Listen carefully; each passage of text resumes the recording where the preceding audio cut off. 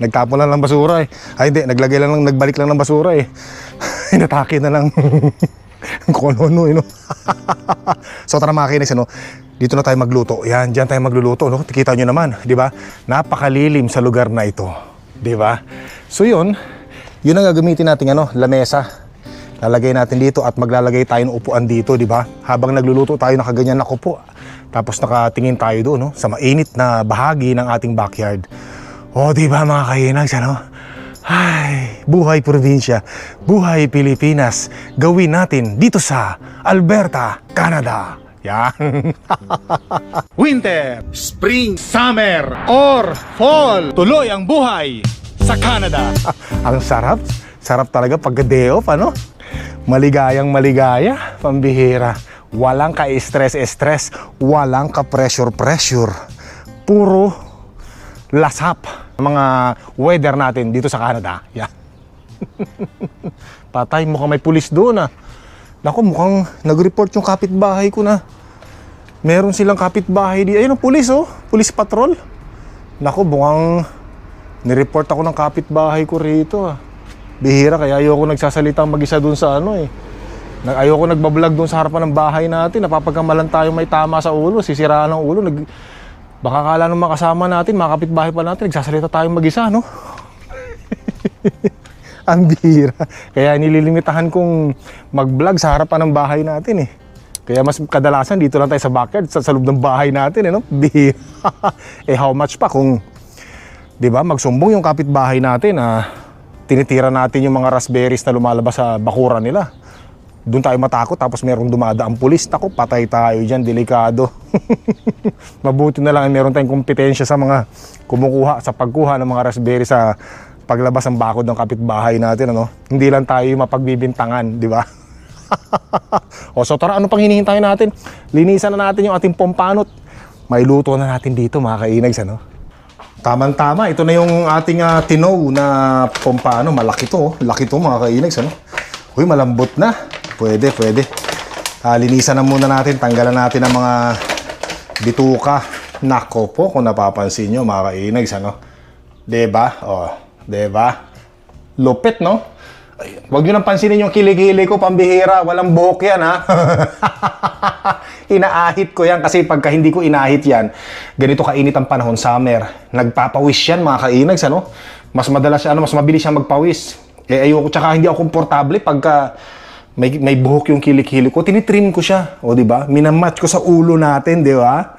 Ayan. Anyway, wag natin pag-usapan yung kilik-hili na yan. Malakas ang putok niyan eh, pagka amoy nyo mga kainags, ano? Lalo na pag pinagpawisan. Kaya kailangan ko na matinding ano ba tawag doon? Underarm protection. Tama ba yun? O anti-putok na lang, yan. Okay, linisan na natin. Naku, sariwang-sariwa. Ang bango. Eh, how much pa pag naluto na? Yan, hiwaan natin dito sa sa gitna para mas madali maluto, syempre. Ayan. Hindi ko na siya puputulin, mga kainags, ano? Para gusto ko kasi pagka pinipirito ko siya, yung buong buo, tapos nakikita nyo buong buo din, napapaliguan ng mantikang kumukulo at naluluto unti-unti. Diba? Yung kanyang kulay ay nagto-turn into brown golden colors. Yeah. Parang ano na yung mga vlog natin ngayon, parang mga lutuan, cooking vlog na tayo ngayon, no? Pero alam nyo mga kainags, ano? Syempre, kailangan natin lasapin ang ating backyard talaga. Samantalahin natin, sulitin natin ang backyard natin dahil ilang buwan na lang tayo mag-i-stay dyan. Ngayong buwan at next month, nako pag winter, hindi naman tayo makatambay dyan makayos, hindi naman tayo makapagluto dyan, di ba? Kaya ngayon, banatan natin ng banatan yung panahon nating maganda, mainit at makapagsuot tayo na katulad dito. Sando, maibilad natin ang ating ilang buwang nakatago at dahil nakasuot tayo ng makakapal, mahahabang damit dahil sa lamig ng winter dito. Bira, ano pang hinihintay natin? Asinan ko muna to para masabayan natin. Set up muna natin yung lutuan natin doon. Yan, ako naman talaga. Teka muna, lagyan sa asin lagay natin dito. Yan. Asan ba yung... ito. Asin, mga kainags, ano? Asin. Yan. Budburan lang natin ng konti rito. Alright. Okay na yan, tama na yan. Basta may lasa lang ng asin. Okay, mga aso natin, andun. Meron palang pumarada sa harapan ng bakuran natin kasi merong ginagawang nagre-renovate yung kapitbahay natin dito. Marami mga tao na nag-aayos. Yan, so anuhin lang natin to, lagay natin dito, no, para makita nyo yan. Kailangan pumasok doon sa yung mga asin. Sa bituka niya, ay dito sa tiyan niya, meron na rin. Yan. Huwag masyadong maraming asin kasi iniiwasan din natin yung maraming asin, mga kainay. Siyempre, malakas sa high blood dyan. Yung alat at matamis, iniwasan din natin yan. Diba? Ilalagay lang natin to dito, no? So, hindi pa pala namin naaalis yun, no? Swimming pool ng mga aso natin yan, eh, no? Set up lang natin yung mga gagamitin natin sa pagluluto, mga kainay. Ano? Sandali lang, ah. Yan. Ano, Saya?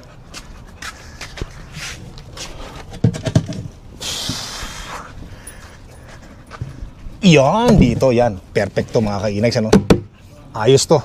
Tapos yung ano natin, lutuan. Sayon, sandali lang, Sayon, ha? Excuse me, baby boy. Sandali lang. Buksan lang natin yung pintuan natin, ha? Salamat, Sayon.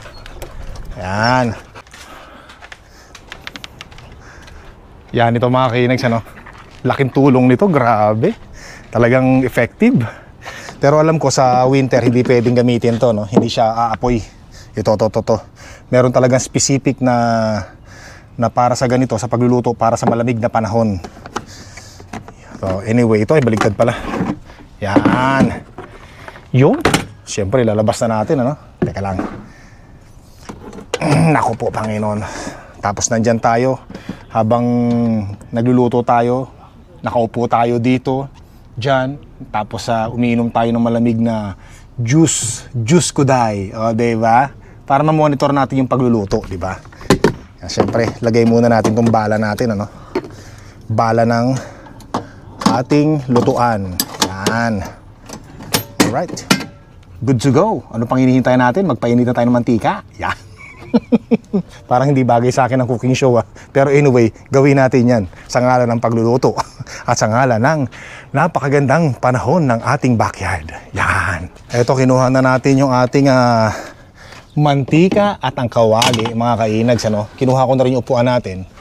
Yan. Tapos maraming mga nagsasabi dati, hindi pala, meron palang nag-comment dati, nabasa ko na. Ulitin ko lang ulit, nabanggit ko ng mga karaan natin tong vlog, ano? Bakit daw pag nagpipirito ako ng isda, napakarami ko raw maglagay ng mantika. Yun. Alam niyo naman ang sagot, di ba, mga kainags? Di ba sinagot ko na noong nakaraan, ano? Hindi ko na uulitin kung bakit ako maraming maglagay ng mantika pag nagpipirito kami dito sa Canada. O, hindi siguro, hindi lahat, no? Pero ako ganun. Kasi parang nagalit yung kapitbahay natin sa akin, ah. Mukhang napapalakas yung salita ko, ah. Mukhang nagdadabog, ah. Hindi, meron lang nilagay na, ano, mga siyempre nagbubuhat sila. Merong nilalagay na mga drywall sa lapag, siguro mabigat, 'di ba? Yan, so pinapainitan ko lang yung kawali natin bago natin lagyan ng sangkatutak na mantika kasi siyempre, 'di ba, para mas masarap yung luto. Yan. Saktong-sakto, mga kainags, ano? Hindi ganoon kalakas ang hangin ngayon, ano? Ba, parang biglang lumakas, ah. Nagsalita lang ako, lumakas na. Kasi kung malakas yung hangin na yan, inaano niya yung apoy. O, diba? So, ito na. Pwede na natin lagyan ng mantika yan, ano? O, gamit natin mantika, ano? Alam nyo naman yan. Canola oil. Lagyan na natin, no? Wow, Panginoon. Yan, syempre, marami. Yan. O, yan. Ganyan. Para yung kalahati ng isdang iluluto natin ay, syempre, diba? Maluto ka agad. At syempre naman, juicy, masarap. Yan. Sabi nga nila, huwag tayong magtipid sa mga sangkap ng ating mga niluluto. At pagkatapos natin gamitin, alam niyo na siguro ang sagot, no? Matapos natin gamitin ang mantikang ito, pinagpirituhan natin, anong gagawin natin? Ops, mali kayo, no? Hindi ko na ginagawa yon. Yung pagkatapos magluto, pagpirituhan yung mantikang nilagay natin ay itatabi natin para gamitin muli sa mga susunod na pagpipirito. Hindi na natin ginagawa yun, mga kainis. Pagkatapos natin magpirito, ito, tapon na yan. Yan. Pero pag nasa Pilipinas tayo, kasi ako nung nasa Pilipinas ako, talagang siguro mga 4 na gamit yung pinagpirituhan nating mantika. Kahit nung dumating din ako dito, nakita nyo naman sa mga previous vlogs natin, di ba? Yung mga pinagpirituhan kong mantika, tinatabi ko yon, ginagamit ko uli, tinatabi ko yung ginagamit ko uli, kaya marami ring nakapansin. 'Di ba? So maraming salamat. Pero ngayon tinatapon ko na kasi nga yung quality, maitim na yung mantika, 'di ba? So anyway, yung ginagamit nating mantika sa Pilipinas, yung nabibili natin sa ano, alam niyo 'yon? Yung sa tindahan, yung ano bang tawag doon, yung sebo ng baboy ba 'yon? Yung mantika ng baboy, 'di ba? Yun yung binibili nating mantika sa tindahan. Yun yung ginagamit ko dati kasi medyo mahal yung mga ganitong klaseng mantika pag bumili tayo sa Pilipinas, ano. Sa amin, ano, kami medyo, alam niyo naman ang buhay natin sa Pilipinas, below middle class, kaya medyo hirap tayo sa ganyang klaseng mga mantika. So sakto na yan ganyan, yung mga ano ng baboy, mantika ng baboy. Pero syempre nandito na tayo sa Canada, wala namang mantika ng baboy dito na tinitinda, kaya itong ginagamit natin ngayon. Although ito naman yung pinakamurang mantika ngayon. Dati ito $5 lang to eh. Ngayon nasa $10 na yan, mga kainis, ano? Ganun kabilis tumaas ang mga presyo rito. So anyway, tara. Luto na kaya to? Pwede na kailagay natin yung ano, hindi pa. Kailangan yung mainit na mainit talaga kasi gusto ko makita nyo yung paglagay natin ng isda ay talagang kumukulo-kulo-kulo, ganun, di ba? Balik na muna natin to. Hindi ito. Naku, mainit na. Kailangan natin adjust yung upuan natin at baka matalsikan yung ating mga hita, mga kainags, at naku, delikado. Naku, magtatalsikan to sigurado. Hinaan natin ng konti yung apoy. Iyan, sakto lang. Eto na, ang the moment of truth. Lagay nga muna natin ganyan. Kamay na lang natin kasi mahirap yung ipit, baka malaglag pa sa lupa, sayang. Pagkain na nalaglag pa sa lupa. Pero pwede pa na mahugasan niya kung sakali. Huwag naman sana. Eto na, mga kainis, ano? Nako po, umanda kayo. Nako po, ayan, oh. Yan ang gustong-gusto ko nakikita nyo, mga kainis, ano? Yung sarap. Yung sarap ng yan, oh, yung tumutunog-tunog. Tapos yung nakikita nyo, di ba, yung mantika eh talagang galit na galit sa piniritong isda. Yan. Ganyan muna. Ganda, no? Sarap tingnan. Sakto lang yung luto niya, no? Naku, Panginoon, napakasarap talaga, oh. Yan. Paikutin natin yan, oh. Ganda, no? Ganda tingnan, no? Tsaka kung napapansin nyo, hindi siya masyadong sunog na sunog. Ibig sabihin sunog na sunog, yung talagang galit na galit yung pagkulo niya, no? Sakto lang yan, panluto sa saktong-saktong laman ng ating pinipiritong isda.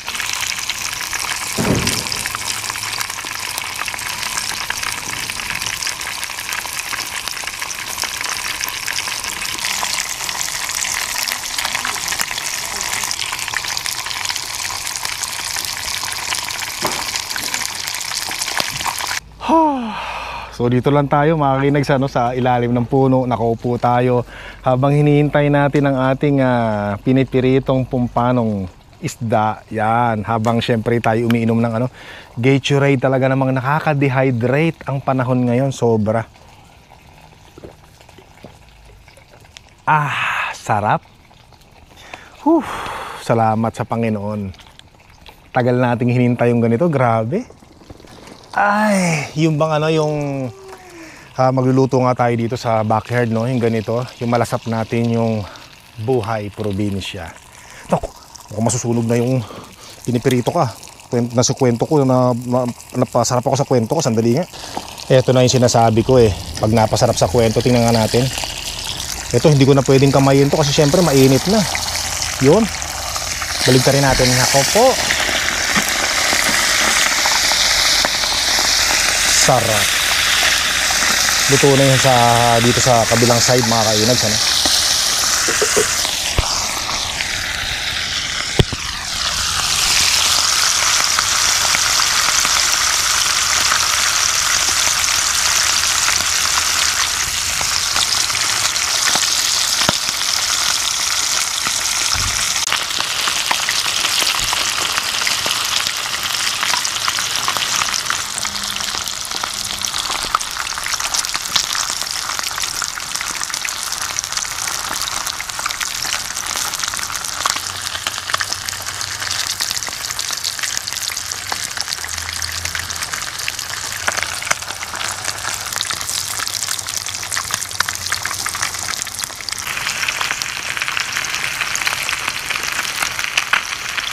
Okay na yan. Konti na lang yan mga kainis. Saka ano, ang bilis maluto, ano? Grabe, ang galing nito. Yan, di ba? Bihira.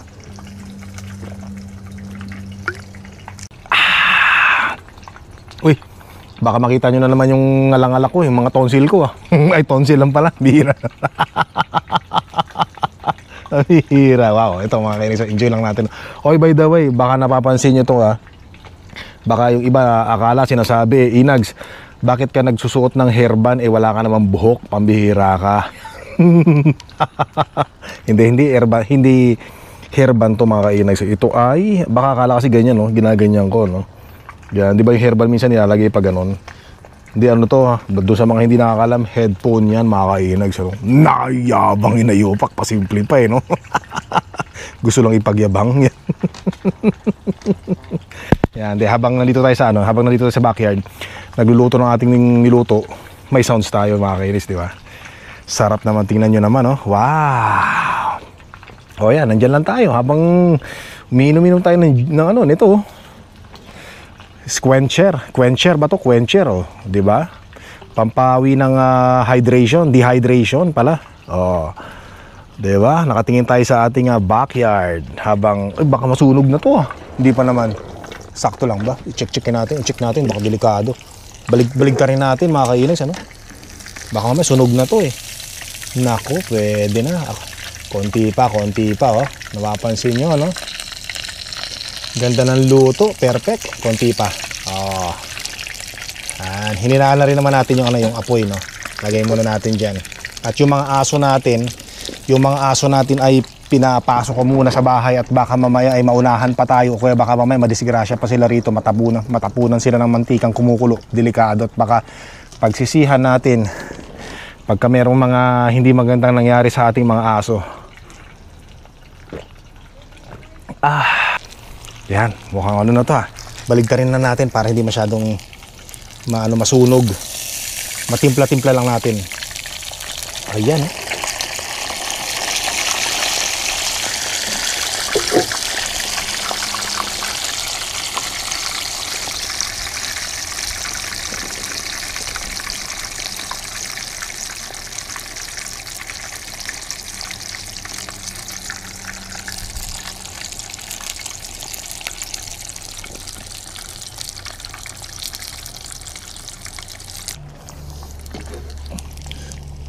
Baligtarin uli natin, ano?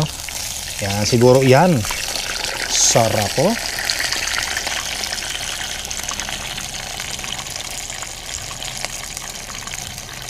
Perfect yung luto mga ka-Inags, ano? Patayin na natin to. Yan. Ayos, patayin na yung apoy para sakto lang yung luto. Yan.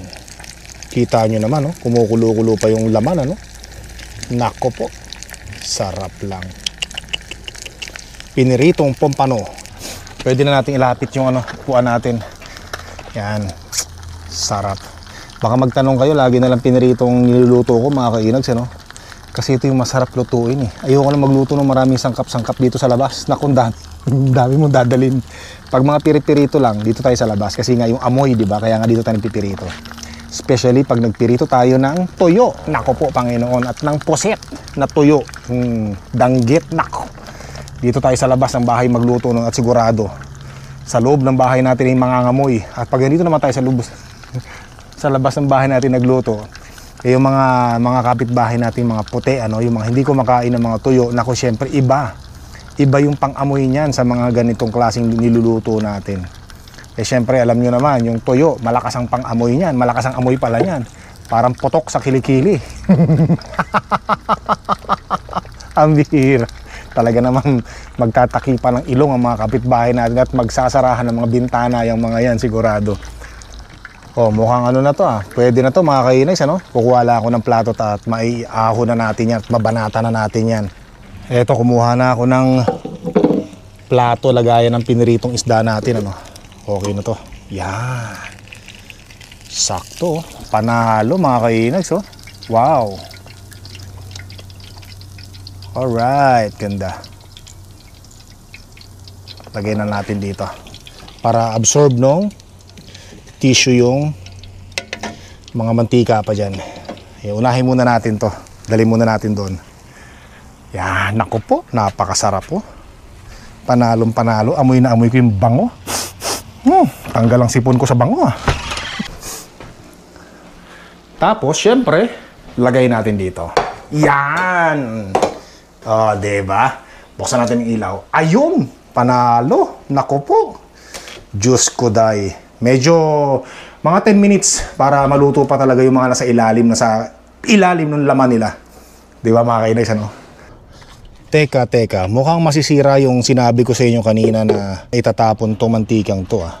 Kung napapansin nyo mga kainags, oh. Pwede pa, no?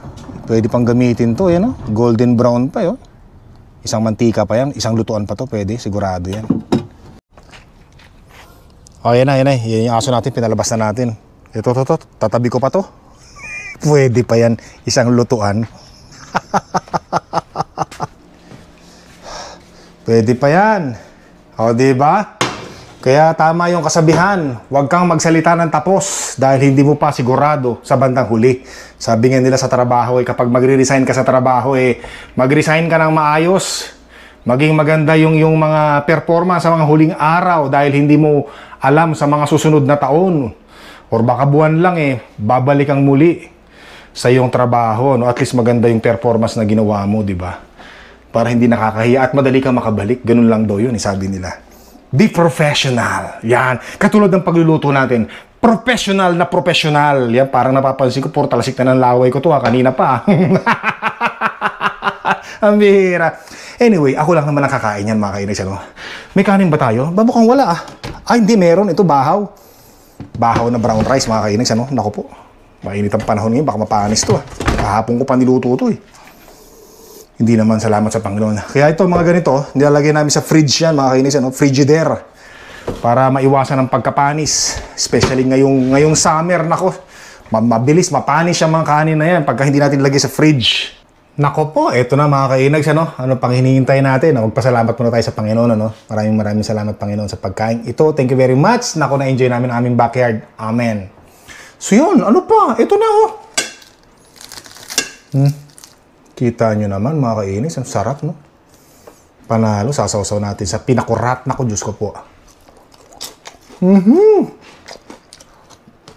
Sarap, grabe.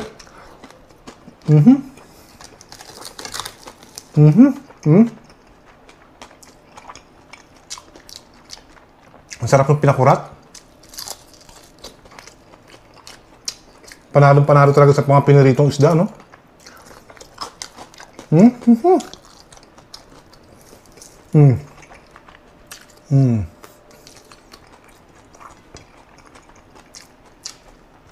Naghahanap ako ng kamatis Wala akong makitang kamatis o gulay dito sa bahay namin, Crunchy. Salamat.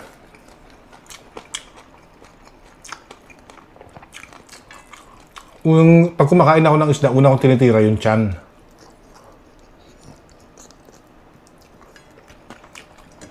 Hanggang pababa. Minsan naman, pagka makiril ang kinakain ko, una kong tinitira yung ulo. Kasi medyo maliit yung ulo Kayang isubo sa bunganga. Hindi tulad ng pompano, medyo malaki. Pero masarap no? Pag yung kain mo, tumutunog na ganun Nako.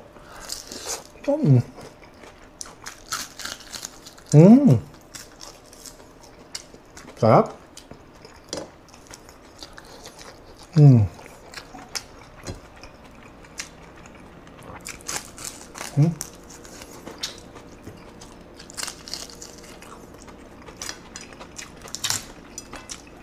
Ulo. Sausaw natin. Parang chicharon. Sarap. Parang chicharong baboy yung Ulo ng ba nung paano? Sarap. Malasa.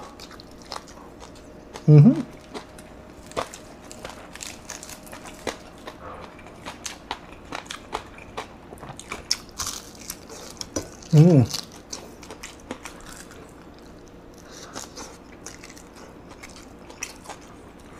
Pagkakaluto, perfect. Grabe. Mm. Mm.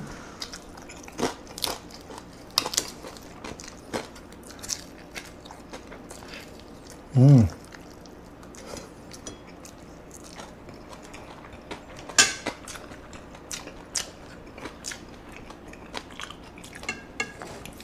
Tapos pagka ang ulam ko naman ay paksiw, una kong binabanatan sa paksiw yung tiyan. Sunod ulo, sisip-sipin ko yung ulo. Nako, sarap nung ganun. Grabe. Panalo. Nga pala, yung mga sa Pilipinas, ano?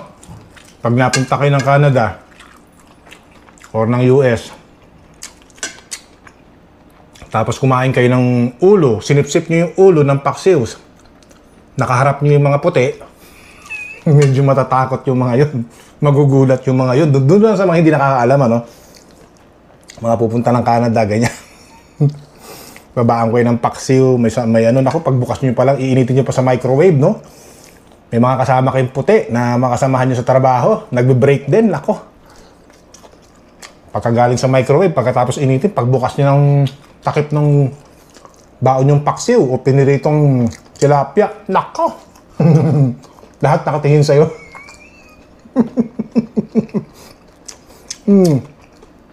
Kasi hindi sila sanay sa amoy ng paksiw natin tsaka ng pinirito natin, mga kainay, sa piniritong isda. Kaya kami, katulad ako, pag nagbaon ako ng pinirito, tilapia, o ng paksiw, yung pinirito hindi ko na iniinit. Kahit malamig, kinakain ko na. Pero yung paksiw, iniinit ko siguro mga 30 seconds at least. Hindi mangangamoy. Sarap.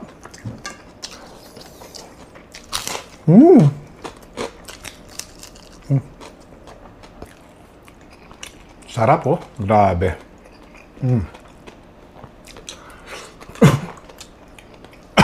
Malo yung ano? Yung suka, dumiretso sa lalamunan ko. Excuse me po.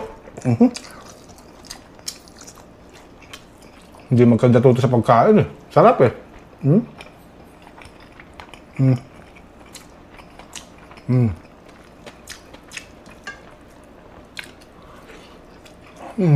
Sarap, grabe.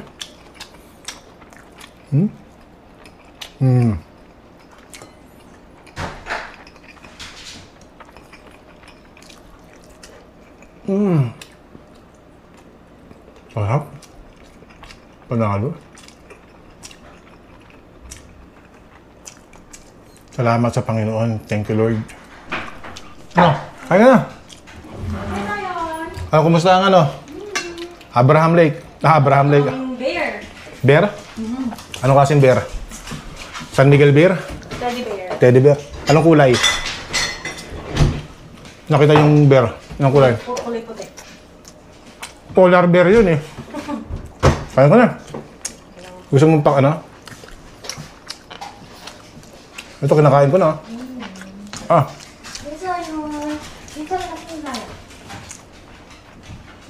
Meron pang kalahati rito. Ito, oh. Kung ang kanin, tapos may kalahati pang ngayon. Naalala ko dati yung tatay ko dati nung manginginom pa nung araw. Mga bata pa kami noon, eh. Meron kaming ulam noon, yung ano, yung tilapia, no? Piniritong tilapia. Ay, may kainuman ng tatay namin noon. Eh, ganito. Kasi yung kabila niyan, pampulutan nila. Siyempre, pag natapos na yung inuman nila, kukunin namin yung kabila. Kasi hindi pa nababawasan yung kabila, eh. Yun yung ulamin namin nung araw. Eh, napasarap yata sa inuman yung tatay ko tsaka mga kaibigan niya. Abay, naubos na yung kapirasong ganito, yung kabila, no? Nung binaligtad na. Sabi ko, eh, Nay! Binaligtad na yung tilapia! Wala, wala tayong ula! Pangalay natin, natawa doon sa sinabi ko. Sabi ng tatay ko, "Psst! Huwag maingay!" sabi nung kaibigan ng tatay ko, tumutungga, parang, "Pre, yung anak mo, sumisigaw na.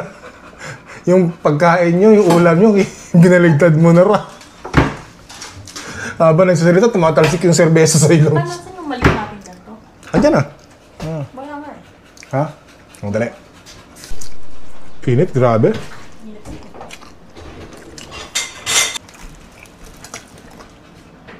Sarap lang ah. Maubos ko yata ito ah.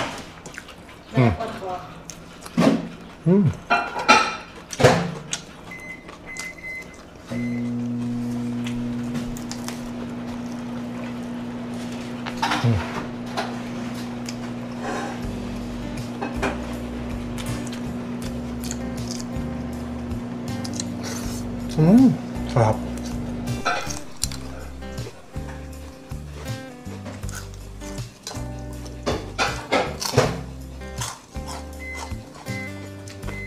Sarap.